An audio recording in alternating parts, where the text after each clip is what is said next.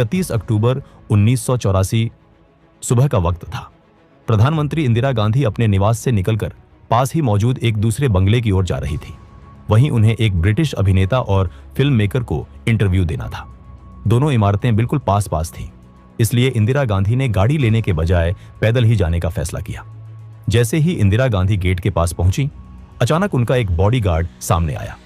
अगले ही पल उस बॉडीगार्ड ने अपनी रिवॉल्वर निकाली और इंदिरा गांधी पर लगातार 3 गोलियां चला दी। गोलियां लगते ही इंदिरा गांधी जमीन पर गिर पड़ी। इसी पल वहां मौजूद दूसरे गार्ड ने अपनी ऑटोमेटिक गन उठाई और इंदिरा गांधी पर ताबड़तोड़ फायरिंग शुरू कर दी। कुछ ही सेकंड में इंदिरा गांधी के शरीर में कई गोलियां लग चुकी थी। हालांकि उनकी सांसें अभी चल रही थी। उन्हें तुरंत अस्पताल ले जाया गया, लेकिन डॉक्टर उनकी जान नहीं बचा पाए।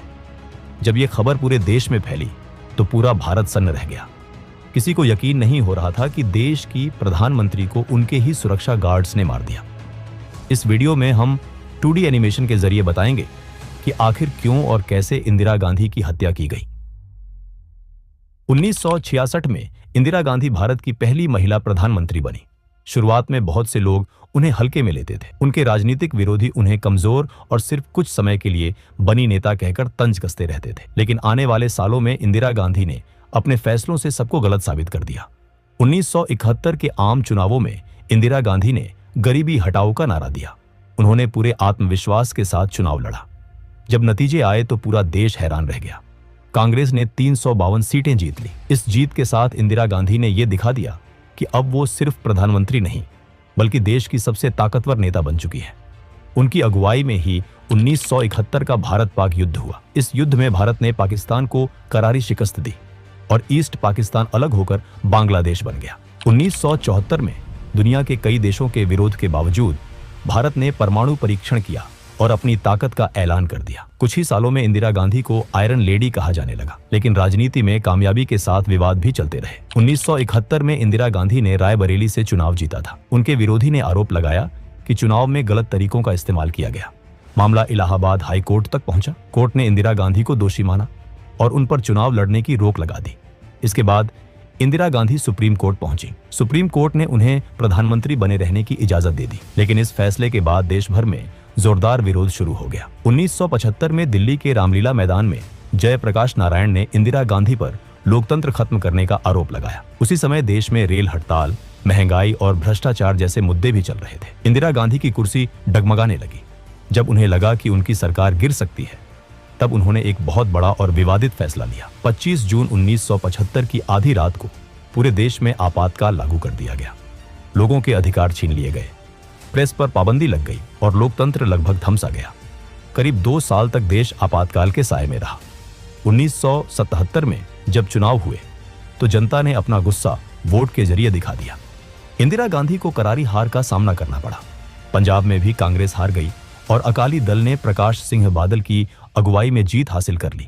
लेकिन इंदिरा गांधी इतनी आसानी से हार मानने वालों में से नहीं थी। सत्ता में वापसी के लिए उन्होंने पंजाब की राजनीति पर ध्यान देना शुरू किया। वहां उन्होंने एक स्थानीय प्रचारक जरनैल सिंह भिंडरावाले को समर्थन दिया। भिंडरावाले ने लगातार 3 साल तक जमीन स्तर पर काम किया, लोगों के बीच गए और कांग्रेस को मजबूत करने की कोशिश की। 1980 के लोकसभा चुनावों के साथ साथ पंजाब विधानसभा चुनावों में भी कांग्रेस को जीत मिली। इंदिरा गांधी एक बार फिर सत्ता में लौट आई, लेकिन इस हार से अकाली दल काफी नाराज हो गया।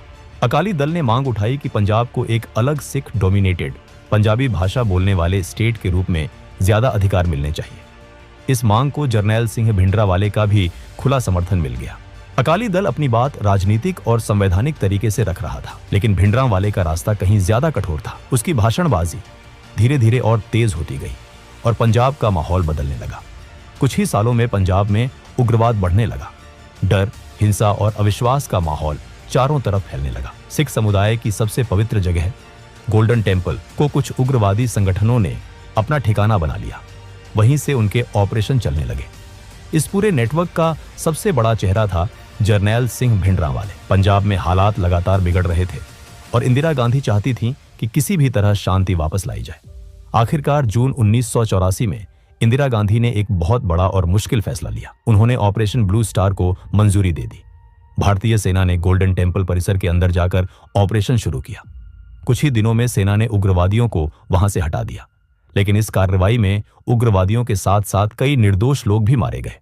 गोल्डन टेम्पल का एक अहम हिस्सा अकाल तख्त बुरी तरह क्षतिग्रस्त हो गया। सरकार के लिए ये एक सुरक्षा अभियान था, लेकिन सिख समुदाय के लिए ये उनके धर्म और आस्था पर सीधा हमला था। इस घटना के बाद पूरे सिख समाज में इंदिरा गांधी के प्रति गहरा गुस्सा पैदा हो गया। इंदिरा गांधी को भी इस नाराजगी का एहसास था। उन्होंने सिख समुदाय का गुस्सा कम करने की कोशिश की। वो सिख समाज के बड़े नेताओं से मिली, सार्वजनिक बयान दिए और साफ कहा कि वो सिखों के खिलाफ नहीं है। लेकिन उनके ये प्रयास लोगों का गुस्सा शांत नहीं कर पाए। धीरे धीरे उन्हें जान से मारने की धमकियां मिलने लगी।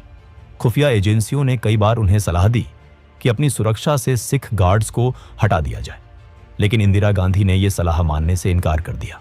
उनका मानना था कि ऐसा करने से सिख समुदाय में गलत संदेश जाएगा और नफरत और बढ़ेगी।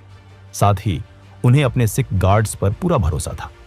अगर वीडियो पसंद आया हो तो वीडियो को एक लाइक जरूर करें और चैनल को भी सब्सक्राइब जरूर करें। हम ऐसे ही वीडियो हर हफ्ते लाते रहेंगे। तब तक के लिए जय।